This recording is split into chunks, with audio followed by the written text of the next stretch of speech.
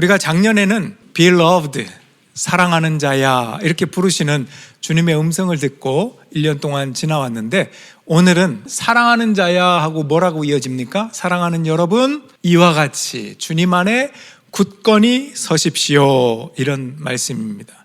Stand firm in the Lord. 한번 따라 합시다. Stand firm in the Lord. 주님 안에 굳건하게 서십시오. 사랑받는 자야 왜 부르셨습니까? 했더니 주님 안에 굳건하게 서라, 이렇게 말씀하시는 거죠. 자, 그렇다면 주님 안에 굳건하게 서는 4가지 키워드를 오늘 말씀드리려고 해요.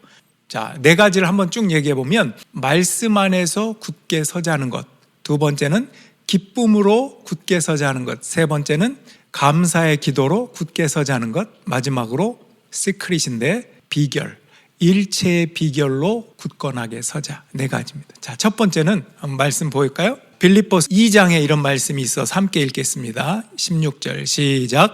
생명의 말씀을 굳게 잡으십시오. 생명의 말씀, 사도 바울이 쓴 건데, 사도 요한 같은 경우는 예수님이 말씀 자체다라고 얘기합니다. 그래서 말씀이 육신이 되셨다라고 요한복음에 보면 나와요. 하나님이신 그분이 이 땅에 육체를 입고 오신 아기 예수님, 그분이 우리를 사랑하시고 십자가에서 우리를 구원하시고 사랑하신 분입니다. 그래서 주님 안에서 굳건하라는 말은 말씀 안에 굳건히 세워지라, 이런 뜻입니다. 이건 너무나 중요해서 차차 앞으로 이 말씀들을 나누기로 하고, 핵심 키워드만 보세요. 첫째는 말씀 안에서 굳건하게 서는 것. 자, 2번째는 기쁨입니다. 오늘 본문이 4장 1절이었어요. 그 뒤에 4절에 기뻐하십시오. 다시 말합니다. 기뻐하십시오. 중요한 게 있어요.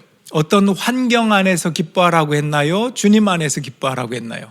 주님 안에서 기뻐하라. 여러분, 기쁨이 있는 곳에는 염려가 사라집니다. 빌립보서는 옥중서신의 하나예요. 옥중서신이라는 것은 사도 바울이 감옥에 있으면서 쓴 편지다, 이런 뜻이에요. 특별히 빌립보서 같은 경우는 구류 상태예요. 가택연금이라고 그래서 집을 벗어날 수 없는 거예요. 밖에 막 자유롭게 돌아다닐 수 없어요. 집 안에서만 자유로운 거예요. 그렇게 구류된 상태에서 그렇게 자유롭지 못한 사람이 바깥에 자유롭게 돌아다니는 사람에게 편지를 쓰는 거예요. 너희는 기뻐하라. 누가 기뻐할 조건입니까? 도대체 밖에 있는 사람이 자유로우니까 기뻐할 수 있는 거 아니에요? 근데 사도 바울은 오히려 나처럼 기뻐하라, 또는 나를 본받아라, 어떤 상황에서도 기뻐할 수 있다는 본을 보여주기 위해서 얽매여 있는 그곳에도조차 기뻐하라고 빌립보 성도들에게 편지를 쓰고 있는 것입니다. 여러분, 근심하고 염려한다고 해결되지 않죠. 사도 바울이 환경이나 기분에 관계없이 기뻐한 이유가 주님 안에서 기뻐했기 때문이라는 걸 명심하십시오. 주님 안에서 기뻐한다라고 하는 것이 무엇인가? 사도 바울의 기쁨은 모든 사역자의 기쁨과 동일합니다. 자기가 감옥에 갇혀 있어도 예수님을 전하는 그 복음이 다른 누군가에 의해서 다른 사람들에게 전파되고 있다는 그 사실을 들을 때 기쁨이 있었어요. 이 말은 뭐냐? 하나님 나라의 확장, 복음이 전해진다고 하는 것에 근거를 두었기 때문에 기쁨이라는 것이 내 개인적인 기쁨, 거기에 끝나지 않고 하나님이 하시는 모든 온갖 일들, 하나님 나라를 위해서 행하시는 모든 일들로 확장된 내 기쁨, 이게 바로 사도 바울의 기쁨이었다는 거예요. 이거는 사역자의 기쁨이라고 그랬죠? 저의 기쁨이기도 해요. 누군가가 예수를 믿어서 그 복음을 받아들이고 시간이 얼마나 걸리든 관계없어요. 하나님은 그 일을 시작하셨어요. 그 일을 끝내실 분이고 그 과정에도 함께 하실 분이기 때문에 결국 변화시켜 주시고 하나님의 말씀이 받아들여지고 믿음을 갖게 되는 그 모습들을 보면 저는 사역자로서 기뻐요. 지난주에 1년을 쭉 돌아보면서, 그리고 몇 년을 돌아보면서 우리 성도님 중에 여기 나와서 간증했던 분이 있었거든요. 몇 년 전이에요. 우연히 그걸 보게 되었고 다시 한번 내가 사역자로서의 그 기쁨을 만끽하게 되었습니다. 여러분에게 소개해 드릴게요. 지금은 멀리 이사 가셔서 이곳에 계시진 않지만 아마 여러분도 아는 분인데, 이름을 얘기는 안 하겠습니다. 남자 집사님이었는데 우리 교회에 와서 처음 신앙생활을 했던 분이에요. 소개해 드릴 테니까 한번 들어보십시오. 저는 아내와 연애하던 시절 아내에게 질문을 한 적이 있습니다. 훗날에 결혼한다면 어떤 생활을 꿈꾸냐고. 아내의 대답은 제 예상과 완전히 빗나가는 말이었습니다. 저는 그렇게 생각했습니다. 멋진 집에 살고 싶다고, 멋진 차를 타고 세계 여행도 하면서 그런 이상적인 결혼 생활을 말할 거라고 생각했습니다. 그런데 아내의 대답은 뜻밖의 대답이었습니다. 그저 남편과 함께 자식들 손잡고 주일마다 교회 가는 게 꿈꾸는 결혼 생활이랍니다. 그 당시 저는 이해도 안 되고 당혹스러웠습니다. 어떻게 보면 제 입장에서는 목표를 크게 잡지 않아도 되니 다행이다 생각할 수도 있었지만 저한테는 내면적으로 더 부담이 생겼습니다. 사실 저는 종교에 관심이 전혀 없었고 기독교에는 개인적인 몇몇 사유로 인해 좋지 않은 감정도 있었습니다. 과연 교회라는 곳이 어떤 곳이길래, 하나님을 믿는다는 게 무엇이길래 내 아내가 다른 것들을 생각하지 않고 저런 대답을 할까 궁금했습니다. 그러던 중 어느 날 림벨리 한인교회 간판을 보게 되었고 얼떨결에 방문하게 되었습니다. 그렇게 한 번, 두 번 교회를 방문할 때마다 옆에 있는 아내가 점점 편안해하고 활기를 찾는 것을 보았습니다. 예배 드리는 동안 저는 여전히 가슴이 답답해서 한숨만 푹푹 내뱉고 있었습니다. 저는 목사님과 면담을 하기도 했습니다. 그때에도 목사님께 솔직히 말씀드렸습니다. 저는 그저 아내가 편해 보여서 따라오는 거거든요. 저는 아무것도 모르겠어요. 목사님이 이해해 주세요. 하나님께 의지하라, 보이지 않는 분을 믿으라. 저에게는 쉽지 않았습니다. 항상 저는 나 자신을 믿었고 목표를 세우고 도전하고 성취하고 실패하더라도 스스로 가다듬는 게 익숙했습니다. 그런데 제 스스로 판단하고 책임지며 혼자 달려오다가 새로운 사람을 만나게 되고 새 생명이 태어났을 때 제 힘으로 할 수 없는 제 능력 밖에 힘이 필요함을 조금씩 느끼게 되었습니다. 아이를 갖게 될 때도, 임신 중에 아내가 맹장 수술을 받게 되었을 때도, 출산을 할 때도 제 능력으로 나서서 할 수 있는 일이 아니었음을 깨닫게 되었습니다. 혹시나 내가 사랑하는 사람들이 다치지는 않을까, 아프진 않을까, 안 좋은 일이 생기진 않을까 두려움이 생기게 되었습니다. 사람은 누구나 태어나고 그리고 언젠가 죽음을 맞이합니다. 이런 세상의 이치를 생각하다 보니 세상이 조금씩 다르게 보이기 시작했습니다. 그동안 살아온 내 모습이 한정된 관념 속에서 너무 갇혀 있었던 건 아닌지, 어쩌면 교만한 삶을 살고 있었던 건 아닌지 하는 생각도 들었습니다. 그러면서 조금씩 예배가 재미있어졌습니다. 목사님 설교 내용도 들리기 시작하고 한숨 쉬던 것도 줄어들게 되었습니다. 어느 날은 제가 일을 하면서 콧노래로 찬송가를 부르고 있었다는 것을 깨달았습니다. 같이 일하던 동료가 고민을 털어놓을 때면 어느새인가 크리스찬의 입장에서 대화를 나누곤 했습니다. 저에게 많은 변화가 생긴 것이죠. 지금은 성경을 알아가고 싶고 하나님에 대해 더 알아가고 싶습니다. 아내가 꿈꿔왔던 이상적인 결혼 생활도 아내의 마음을 이해하면서 함께 이루어가겠다는 기도의 제목을 갖습니다. 여러분 어떻습니까? 하나님은 일하세요. 여러분을 변화시켜 가실 겁니다. 여러분 그런 큰 하나님의 계획 속에서 기쁨을 바라봐야 돼요. 그 기쁨을 놓치면 그 과정은 길고도 험난하고 지루하고 어려움과 도전과 시험거리예요. 근데 그 모든 과정들이 하나님 안에 있다라는 것을 믿는 마음이 있으면 기뻐할 수 있어요. 소망을 미리 보고 기뻐하는 거예요. 여러분 결국 믿음으로 이끌어 가신다는 그 사실에 대해서 여러분 그것이 무엇이든 소망으로 미리 보고 기뻐하는 여러분 되기를 주님의 이름으로 축원합니다. 바울은 이런 복음의 전파, 하나님 나라의 확장, 이것을 바라보기 때문에 주 안에서 기뻐할 수 있었다는 거예요. 우리도 그 주 안에서 기뻐하라 권면하는 것입니다. 자, 그 다음에 세 번째는 뭐라 그랬죠? 감사의 기도, 기도와 감사. 자, 한번 보여주세요. 아무것도 염려하지 말고 모든 일을 기도와 간구로 하고 여러분이 바라는 것을 감사하는 마음으로 하나님께 아뢰십시오. 저 말씀 뒤에는 그러하면 하나님의 평강이 너의 생각과 마음을 지키시리라 이런 말씀도 이어져 나옵니다. 그런데 아무것도 하지 말고 염려하지 말고 그 다음에 기도하되 어떤 기도하라? 감사함으로 기도하라 이런 말씀입니다. 데살로니가 전서에도 보면 항상 기뻐하라, 쉬지 말고 기도하라, 범사에 감사하라. 아까 기뻐하라 나왔죠? 지금 기도하라, 감사하라 이렇게 나옵니다. 그런데 특별히 이거를 좀 합해서 감사의 기도라고 저는 말씀드리고 싶습니다. 여러분 캠핑 좋아하세요? 캠핑. 저도 캠핑을 좋아해요. 우리 예전엔 교회 차원에서도 가기도 하고 그랬는데 캠핑을 가면 텐트를 칩니다.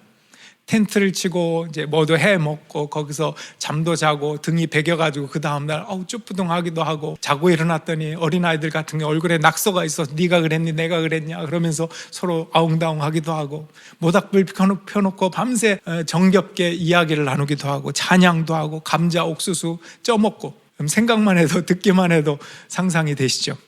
그런데 여러분 캠핑이 좋은 것이 이유가 있습니다.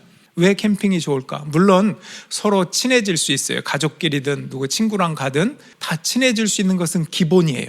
근데 캠핑이 좋은 점이 또 있습니다. 텐트에서 잘 수 있으면 웬만한 데서는 다 잘 수 있다는 거. 텐트 쳐놓고 먹을 수 있다면 무슨 음식이든 맛있게 먹을 수 있어요. 간단한 반찬도 진수성찬이거든요. 또 먹고 씻고 자는데 뭐가 필요한가? 뭐가 필요하지 않은가? 이걸 알게 됩니다. 이스라엘 민족도 그랬잖아요. 이스라엘 민족도 광야에서 40년 동안 캠핑 생활했거든요. 천막을 치고 그렇게 지냈어요. 그 과정 속에서 뭘 깨닫고 뭘 배웠을까요? 하나님이 원하시는 것이 이런 것이구나. 원하지 않으시는 게 이런 거구나. 하나님의 뜻이 이런 거구나. 또한 미국의 시초가 되었던 영국의 청교도들 102명이 배를 타고 미국 대륙에 도착했을 때 그해 겨울 나기 전에 얼마나 혹독한 추위와 질병 속에 있었는지 반 이상이 죽었습니다. 원주민들이 준 옥수수 씨앗으로 농사를 졌지만 뭐 할 줄 알아야죠. 다 실패합니다. 그리고 굶어 죽기도 하고 또 질병과 추위 가운데 그래서 금식 기도를 시작하죠. 하나님, 우리의 형편을 돌봐주십시오. 우리 다 죽게 생겼습니다. 다 병들고 있습니다. 하나님 도와주십시오. 그때 한 사람이 제안을 합니다. 여러분, 우리가 금식 기도를 계속 어려울 때마다 하는데 조금 생각을 바꿔보는 게 어떨까요? 감사 기도를 해보면 어떨까요? 비록 우리가 굶주리고 어려웠지만 저 유럽에 있을 때 우리는 얼마나 종교의 탄압을 받았습니까? 여기선 마음껏 하나님을 찬양할 수 있고 땅도 마음껏 경작할 수 있지 않습니까? 춥고 배고픔은 있어도 하나님이 우리와 함께 하시지 않습니까? 그러니 감사를 찾아보는 걸 어떨까요? 많은 사람들이 그 말을 듣고 감동을 받았어요. 맞아, 그렇다. 우리가 감사를 잃고 있었구나. 감사하자. 그게 감사절의 기원이 되는 거예요. 감사를 선포하고 감사 그 기간에 나 이것도 감사합니다. 저것도 감사합니다 하면서 여러분 감사할 때 눈물이 나요.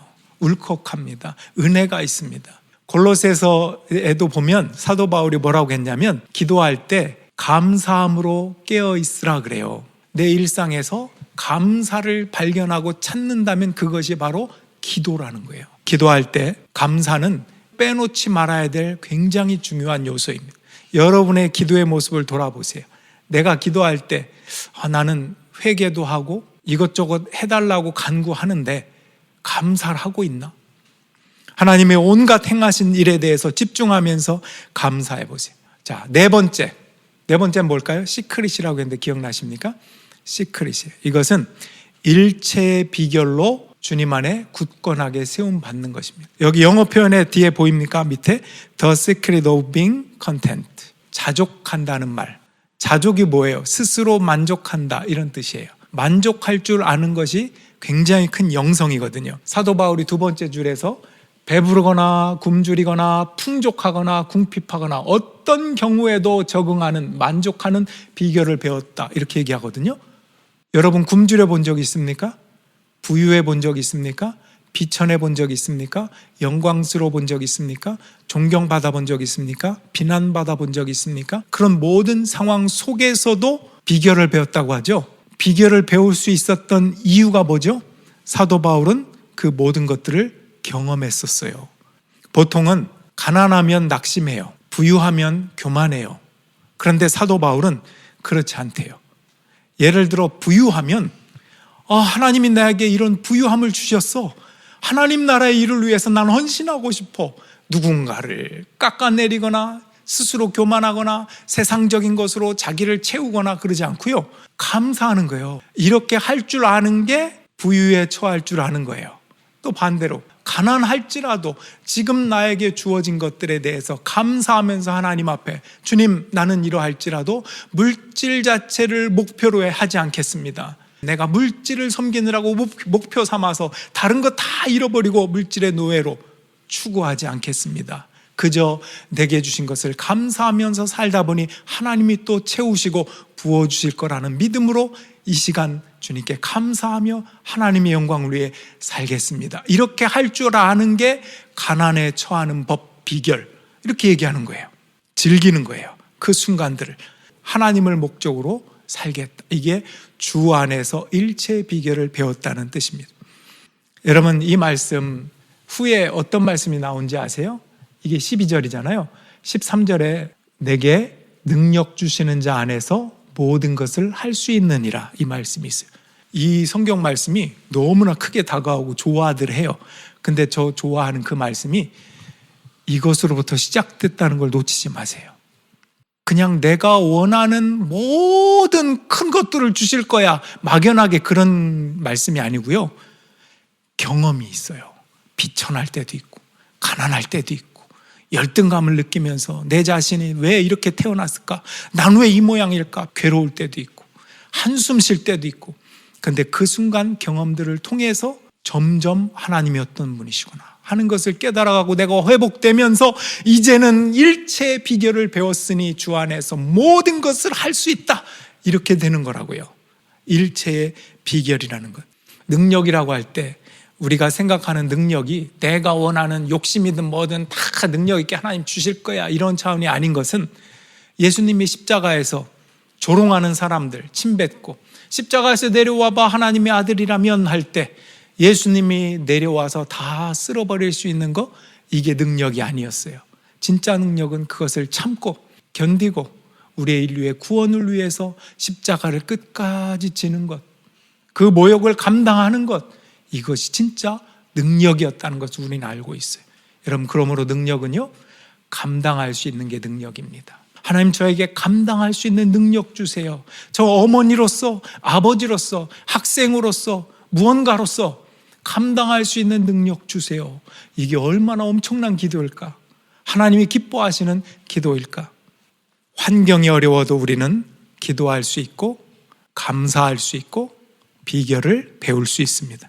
여러분, 그러므로 무조건 뭔가를 기도할 때 피하게 해달라고 기도하는 대신 그 시간들을 통해서, 그 순간들을 통해서 일체의 비결을 배울 수 있게 해주세요. 이렇게 기도하는 게 정말 남는 기도예요. 그리고 훈련하고 배우세요. 그 시간들이 그냥 주어진 게 아니라 내게 기회다, 축복의 기회다, 이런 마음을 가지고 하나님의 역사하는 시간이라는 것을 믿음으로 고백하면서 그 시간들을 견디고 버티고 감당하는 거예요. 이게 일체의 비결을 배웠을 때 하나님이 능력 주시는 자 안에서 모든 것을 하게 하시는 것입니다. 하나님은 때로는 아팠을 때 배우는, 건강할 때 배우지 못할 그 진리와 은혜가 있다는 것도 알게 하시. 참 가난하고 어렵고 힘들 때 내가 무엇을 의지하고 바라보는 것인가, 무엇이 참된 나를 살리는 것인가 하는 것을 경험하게 되기도 합니다. Stand firm in the Lord, 주님 안에 굳건하게 서는 것입니다. 여러분, 말씀을 정리해 볼까요? 키워드가 4가지가 있다고 그랬죠? 첫째는 뭐라 그랬죠? 말씀. 두 번째는 기쁨. 환경 안에서, 주 안에서.